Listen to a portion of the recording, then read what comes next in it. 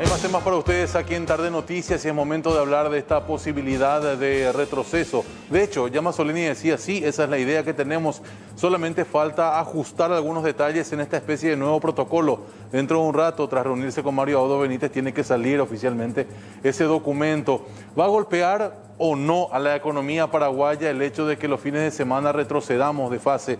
Esa y otras tantas preguntas le vamos a hacer al economista Amílcar Ferreira, casi un amigo de la casa que siempre está atento a nuestros llamados y siempre realmente nos da muy buenas referencias. ¿Cómo le va, Amílcar? Antes que nada, permitime tutearte para hacer más familiar la charla. Te saluda Marcelo Mongeló. ¿Cómo andamos?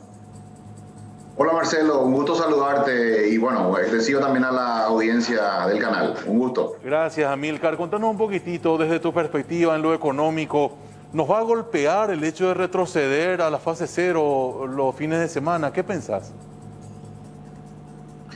Yo creo que se da, digamos, un efecto mixto. Por un lado, va a golpear, va a afectar negativamente en un sentido, pero también va a favorecer por el otro. ¿Qué es lo que ocurre en este momento? Vemos un crecimiento muy importante, exponencial, del número de contagios en lo que es el Gran Asunción, el Departamento Central.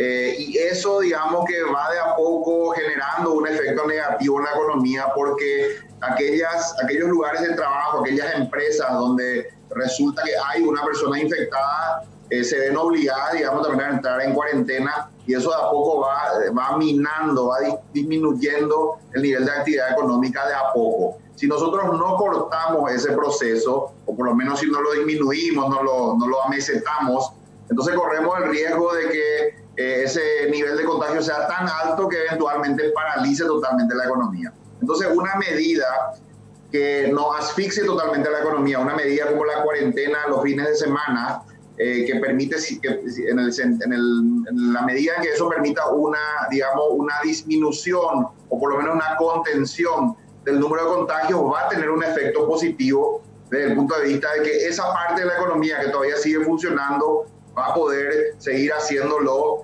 al controlar el nivel de contagios. Pero a la vez, claramente, hay ciertas actividades que se desarrollan los fines de semana, los sábados de tarde, los domingos, y bueno, esas actividades, si vamos a una cuarentena dura, una fase cero, digamos, de nuevo, esos días, sin duda que va a afectar. Pero yo te diría, como un poco haciendo un balance, ¿verdad?, de todo, que es necesaria esa cuarentena de los fines de semana en este momento, y creo que los efectos positivos de eso van a ser superiores a los efectos negativos. Por ende, en el balance, creo que vamos a salir ganando. Entiendo, Amílcar, importante realmente esto para que la gente pueda entender por sobre todas las cosas. Para vos, ¿quiénes van a perder? Hablando de lo económico, decías que es un sector importante.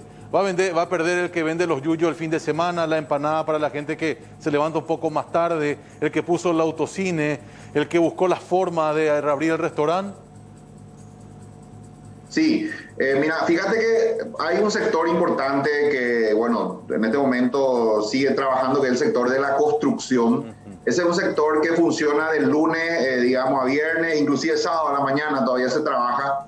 Y es un sector que emplea mucha gente, creo que es un sector importante que sería bueno preservar. Las personas que trabajan en ese sector mayormente utilizan, por ejemplo, el transporte público, ¿verdad? Y si es que el nivel de contagio se vuelve muy alto, ese sector, el sector de la construcción, podría haberse afectado y eso tendría un impacto muy grande. Por eso yo creo que hay que tratar de que podamos seguir trabajando de lunes a sábado y en todo caso respetar esa cuarentena de los fines de semana. ¿Qué es lo que ha venido ocurriendo hasta ahora? Aparentemente los contagios no se dan, digamos, principalmente en lugares de trabajo, en tiendas, en los bancos, o sea, en lugares donde se aplican los procedimientos recomendados como el lavado de manos, como el uso obligatorio de tapabocas, sino que más bien los contagios se dan los fines de semana, ¿verdad? En las reuniones sociales, en los deportes que la gente de repente se junta y practica, en la salida, ¿verdad? La gente se va, por ejemplo, a San Bernardino, se va a Areguá, y bueno, de ahí se aglomera gente, ¿verdad? Eso sería un turismo interno, ¿verdad? Entonces, todo eso, esa actividad de fin de semana aparentemente es la que fue la principal fuente de contagios en las últimas semanas y por eso creo que se hace necesario regular un poco, disminuir, inclusive evitar, ¿verdad?, esos movimientos de las personas en los fines de semana y todo lo que tenga que ver con eso, ¿no? Los bares, los restaurantes, etcétera, los que de alguna manera sirven a todas esas personas que salen el fin de semana, obviamente van a ser afectados, ¿verdad? Van a ser el sector afectado por una medida como esta. Pero yo te diría también que ese mismo bar, restaurante que va a ser afectado, o sea, no va a poder vender o va a vender mucho menos los sábados y domingos, gracias a esa medida quizá va a poder abrir de lunes a viernes. Entonces creo que, como te dije en el balance, al final va a ser positivo, porque con una medida como esta, que no asfixia totalmente la economía, pero a la vez genera mayores chances de que esa economía pueda seguir funcionando por lo menos de lunes a viernes, inclusive sábado a la mañana. Entiendo, Amílcar, te veo siempre muy activo en el Twitter. De hecho, soy un seguidor tuyo y siempre presto mucha atención a lo que vas lanzando. Hicieron un estudio en donde hablabas de que prácticamente los dueños de negocios, los arrendatarios, no quieren negociar hoy en día con el inquilino el precio del alquiler, y así se puede perder, y de hecho se han perdido muchos negocios, se han cerrado.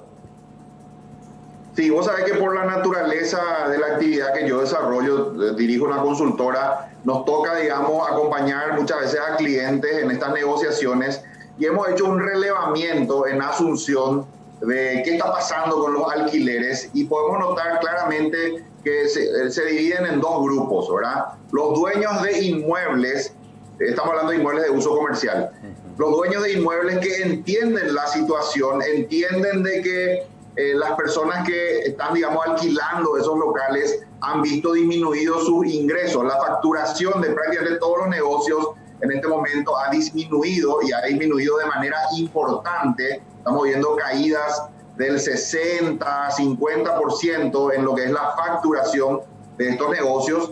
Y entonces, dado eso, no pueden ya seguir pagando el mismo nivel de alquiler, el mismo monto de alquiler, porque esos ingresos disminuidos ya no le permiten. Ante esto, lo que se hace es buscar una negociación, mostrar los números, explicar, digamos, la situación y buscar una renegociación de los contratos de alquileres.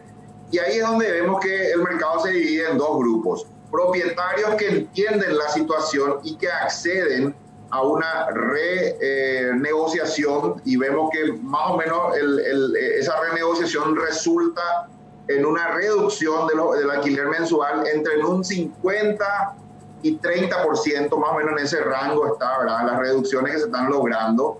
Y eso permite que ese local alquilado siga, ¿verdad?, alquilado, que el que lo está tomando en alquiler siga, digamos, con su negocio funcionando.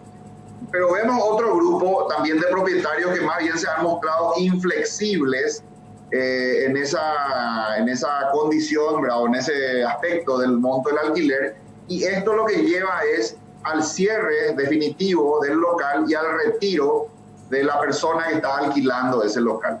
Y por eso es que también vemos muchos locales, ¿verdad? Si vos recorres algunas de las calles importantes comerciales de Asunción, una de ellas, por ejemplo, el Senador Long, vas a ver muchísimos locales que están cerrados. Y yo creo que, por lo menos de lo que estamos percibiendo, es que una parte de esos locales no se hubieran cerrado si es que se hubieran realizado negociaciones más inteligentes que permitieran, digamos, reducir los niveles de alquiler, por lo menos de manera temporal, yo diría hasta fin de año o hasta marzo del año que viene. Eso más o menos es lo que estamos viendo en los contratos que son renegociados. Se establece un plazo de hasta marzo del año que viene con un alquiler reducido, para dar la oportunidad que pase esta pandemia, que los comercios se puedan recuperar, pero que luego sigan funcionando. Yo te diría un poco mi opinión, ¿verdad?, como analista, es que desde el punto de vista de los propietarios es mejor reducir el alquiler y mantener el local alquilado que por una pretensión de mantener un alquiler más alto, perder ese alquiler y, bueno, que el local se quede desocupado. Exactamente, Amílcar, hablando mal y pronto, como dice la gente en la calle, comer seguro, comer siempre antes de comer solamente una vez. Así es que es realmente más o menos esa es la teoría que uno tiene que tener en este momento difícil para todos. Te mando un abrazo fuerte a la distancia, salud para vos, tu familia, equipo de trabajo también. Estamos en contacto en cualquier momento, Amílcar, ¿eh? Un gusto, un gran abrazo para usted y seguiremos conversando, analizando los temas de la economía. Así será, muchísimas gracias. Hasta luego. Amílcar Ferreira, entonces conocido economista que siempre nos atiende de forma diferente y nos da un pantallazo de toda esta situación.